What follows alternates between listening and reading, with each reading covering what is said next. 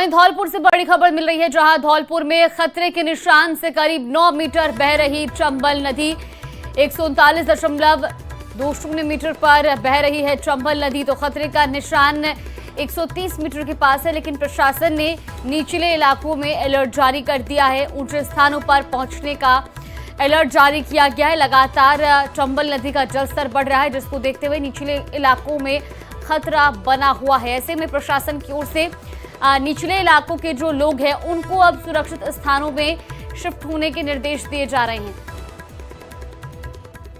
इसी खबर पर ज्यादा जानकारी के साथ हमारे सहयोगी हरिवीर हमारे साथ जुड़ गए। हरिवीर, लगातार चंबल नदी का जलस्तर बढ़ रहा है, कई ऐसे इलाके हैं जो अब खतरे की चपेट में आ सकते हैं। फिलहाल कौन कौन से वो इलाके हैं जहां से प्रशासन ने लोगों को शिफ्ट होने के और सुरक्षित इलाकों में जाने के निर्देश दिए हैं?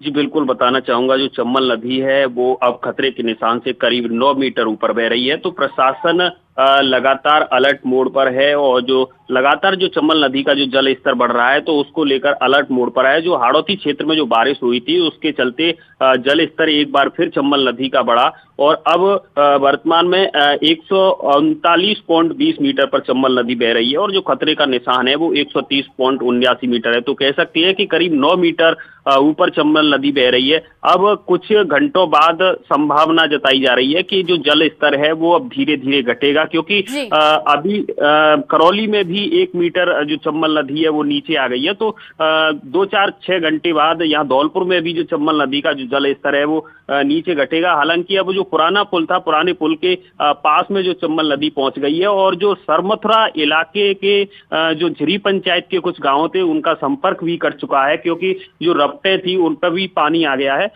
तो जिला मुख्यालय से उनका संपर्क कट चुका है। प्रशासन अलर्ट मोड पर है। हालांकि अब जल स्तर घटेगा, अगर बढ़ेगा तो प्रशासन सतर्क मोड पर है। एसडीआरएफ एडीआरएफ की टीम है जो अलर्ट मोड पर रखी गई है। जी चलिए, बिल्कुल, बहुत शुक्रिया आपका जानकारी साझा करने के लिए। तो खतरे के निशान से करीब 9 मीटर ऊपर बह रही है चंबल नदी, जिसके चलते निचले इलाकों को खतरा मंडरा रहा है।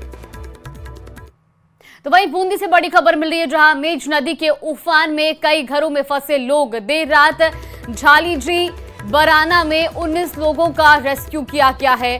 खड़कड़ के पास मुजरे में फंसे लोगों का रेस्क्यू किया जा रहा है। आपको बता दें कि भारतीय सेना द्वारा कई लोगों का रेस्क्यू वहां से किया गया है। तस्वीरें भी आपको दिखा रहे हैं। हमारे सहयोगी भवानी हमारे साथ जुड़ गए ज्यादा जानकारी के साथ। भवानी, लगातार लोगों का रेस्क्यू किया जा रहा है जहां से लोग फंसे हुए हैं। फिलहाल अभी क्या कुछ स्थिति है, कितने लोग अभी और वहां फंसे हुए हैं? बिल्कुल, देखिए, खटकड़ के पास जो मजरा है उसमें लगभग एक मजरे से 2 दर्जन से भी ज्यादा लोग हैं। उन्हें निकालने का प्रयास किया जा रहा है, क्योंकि पानी का वेग जो है मेज नदी में बहुत बढ़ रहा है। ऐसे में लोगों को सेना रेस्क्यू कर रही है। लगातार सेना द्वारा यहाँ पर रेस्क्यू ऑपरेशन चलाकर सकुशल निकालने का प्रयास किया जा रहा है।